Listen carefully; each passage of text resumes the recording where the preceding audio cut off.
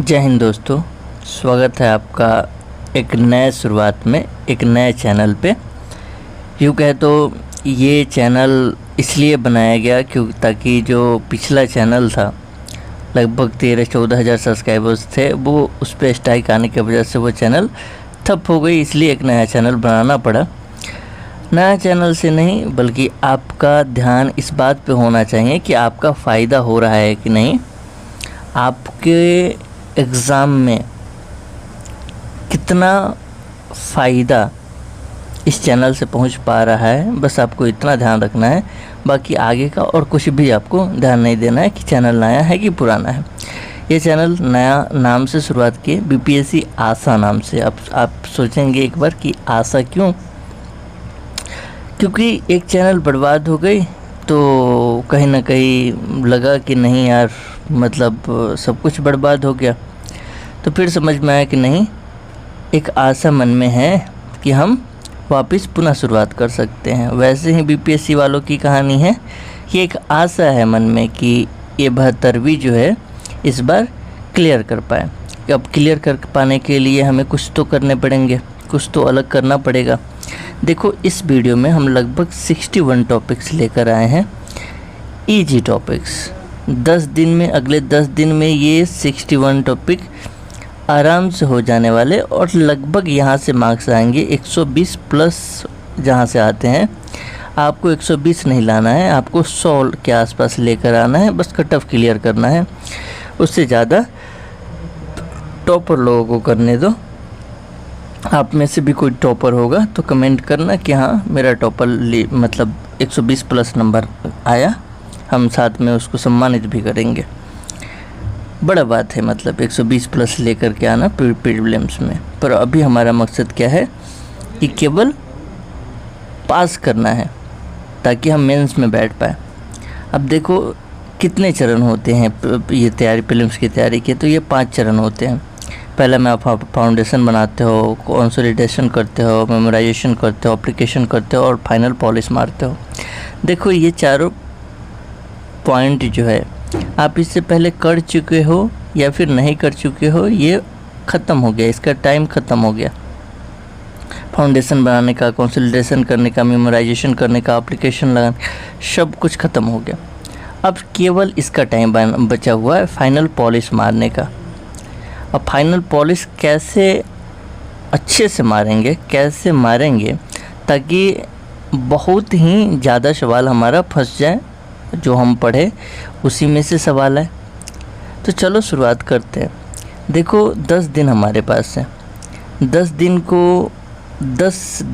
को इस प्रकार से बांट लो, जैसे आधे दिन बांट लो। मान लो से 10 दिन में 10-10 घंटा पढ़ रहे हो तो आधे बांट लो 5 घंटे करंट अफेयर्स।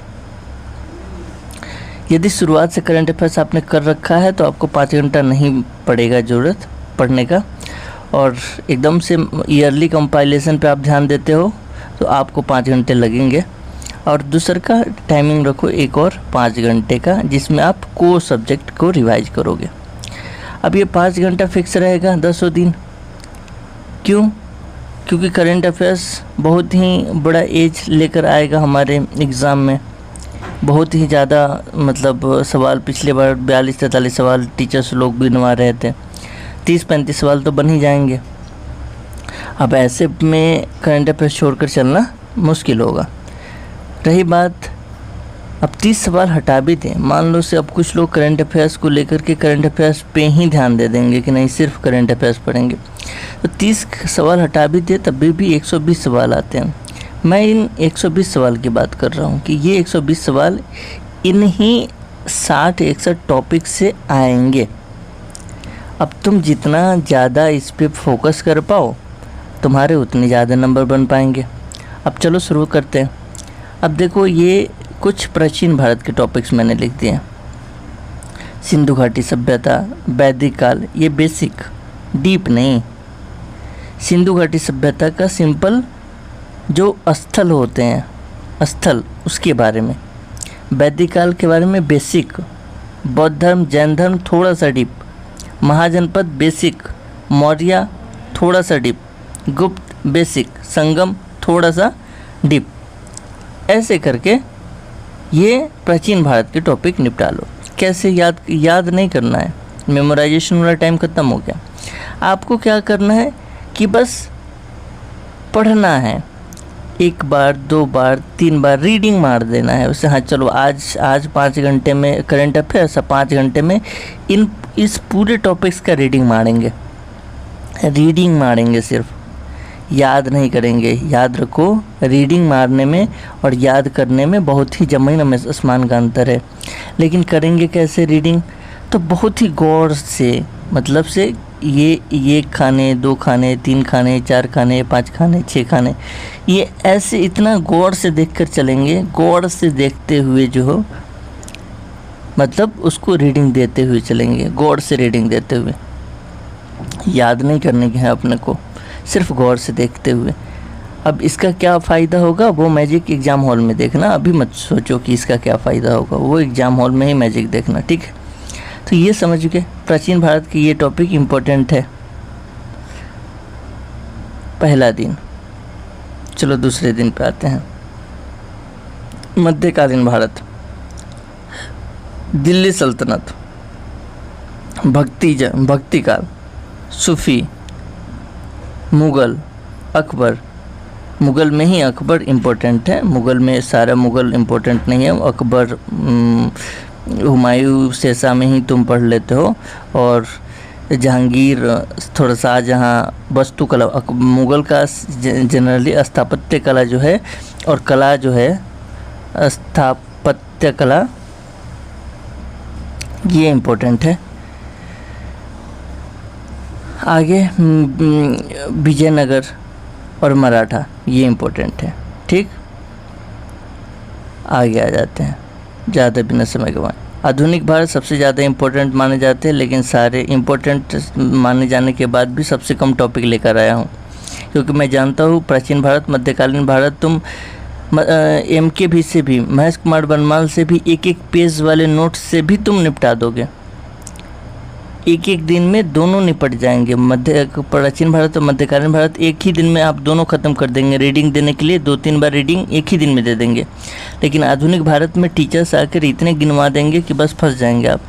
गवर्नर जनरल करना है, कांग्रेस करना है, गांधी युग करना है, किसान आंदोलन करना है, क्रांतिकारी जो मूवमेंट्स है उसको करना है, बस हो गया। ये मॉडर्न इंडिया के 5 टॉपिक्स अति महत्वपूर्ण हैं, बस इतना ही करना है, उसके अलावा कुछ नहीं। इसके बाद आगे हम लोग पॉलिटी का एक टॉपिक है संवैधानिक विकास, जो कि मॉडर्न इंडिया में भी आता है, उसको करना है।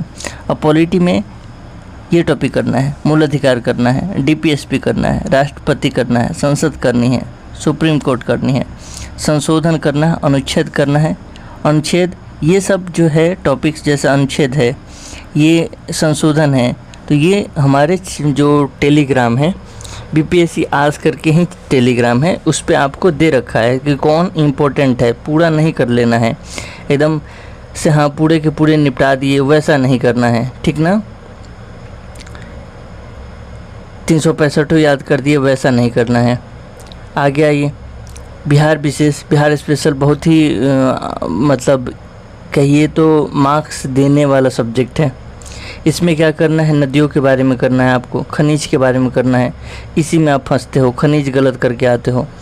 इतिहास उसका करना है, आंदोलन इम्पोर्टेंट है, कृषि के बारे में इम्पोर्टेंट है, जो अभी अपडेट आया है, नया अपडेट आया है, उसको करना है। उद्योग के बारे में करना है, पर्यटन के बारे में करना है, ये इम्पोर्टेंट है। और इसके अलावा बस हो गया।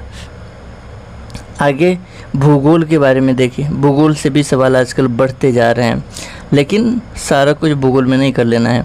मानचित्र करना है आपको, मैप का क्लास कर लो, मतलब 2-3 घंटा कोई मैराथन वीडियो कर लो, हो जाएगा। मॉनसून करना है, मृदा करनी है, नदी करनी है, खनिज करनी है, कृषि करनी है, बिहार का भूगोल करना है, बिहार का भूगोल, जो कि इससे पहले बिहार विशेष में ही निपटा चुके हैं, बस इतना ही काफ़ी है। अब आते हैं विज्ञान में। विज्ञान में आपको कोशिका करना है, अनुवांशिकी करना है, विटामिन करना है, रोग करना है, वो ये हो गया बायोलॉजी, विद्युत, प्रकाश, धातु। आपको साइंस में देखो कितने टॉपिक्स में लेकर आया हूँ, केवल 7 टॉपिक्स साइंस में। और यहाँ से आपके मैक्सिमम सवाल बनेंगे। जब आपको परीक्षा जब आपकी हो जाएगी तब मैं आपको दिखाऊंगा कि सवाल कहाँ से कितने बने। और एक और चीज़ मैं बता दूं कि ये जितने टॉपिक्स मैं बता रहा हूँ उस सारे टॉपिक्स को मैं इस चैनल पे पढ़ाने जा रहा हूँ, इस सारे टॉपिक्स को इस चैनल पे वीडियो बनाने जा रहा हूँ। तो मैं अभी भी और बाद में भी आपको दिखाऊंगा कि कितने नंबर्स, कितने सवाल यहाँ से फंसे। मैं ये नहीं कह रहा कि आपका सारा सवाल फंस जाएगा, पर मैं ये ज़रूर कह रहा हूँ कि कट ऑफ से यदि आप 20 नंबर, 25 नंबर, 30 नंबर, 40 नंबर से चूक रहे हैं तो आप ज़रूर ही कट ऑफ पार कर पाएंगे। अर्थव्यवस्था में सिर्फ बजट करिए, आरबीआई के बारे में पढ़िए, मुद्रास्फीति, NHFS की 6ठी डाटा आ चुकी है वो करिए, सर्वेक्षण सर्वे करिए, बिहार सर्वे, इंडिया सर्वे, दोनों, बिहार की अर्थव्यवस्था ये करिए। आगे आइए समसामयिकी में, करंट अफेयर्स में हर चीज़ नहीं कर लेना है। नोबेल प्राइज़ करिए, GI टैग किसको किसको मिले, ISFR का डाटा करिए, हर साल पूछता है। 2023 का वन रिपोर्ट ये करिए, जनगणना 2011 वाली करिए, और 2000 अभी जो जनगणना हो रही है उसके बारे में भी फैक्ट ध्यान रखिए कि प्रगति और विकास उसके मैस्कॉट है।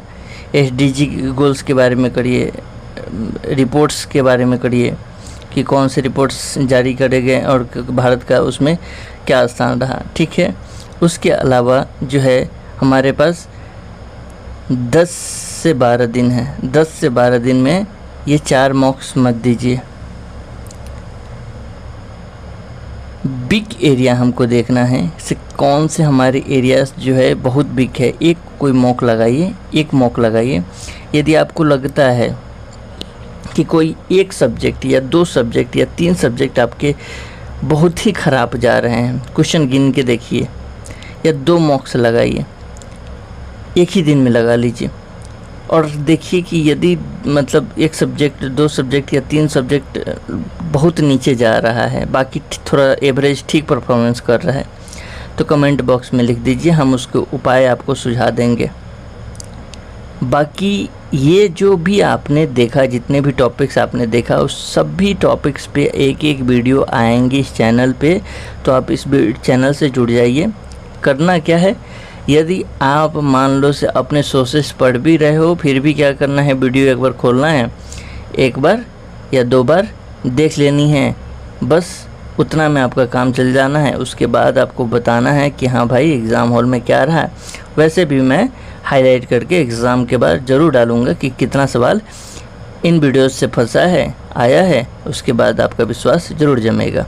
ठीक है, तो फिर सपना आपका है, सफलता हमारी होगी, क्योंकि टीचर्स की जो क्या बोलते हैं, कहा जाता है ऐसा कि टीचर इसलिए काम करता है ताकि बच्चे की सफलता में कहीं ना कहीं उसका भी एक नाम ज़रूर आएगा। बस उतने के लिए हमें सुकून होगा ज़रूर कि हाँ इस बार 10 दिन की मेहनत में कितने सारे सवाल जो है BPSC में हम लेकर आ पाए हैं, इसे देखने के लिए हम भी मेहनत कर रहे हैं और आप भी हमारे चैनल से जुड़ जाइए। मिलते हैं अगले वीडियो में, तब तक के लिए जय हिंद।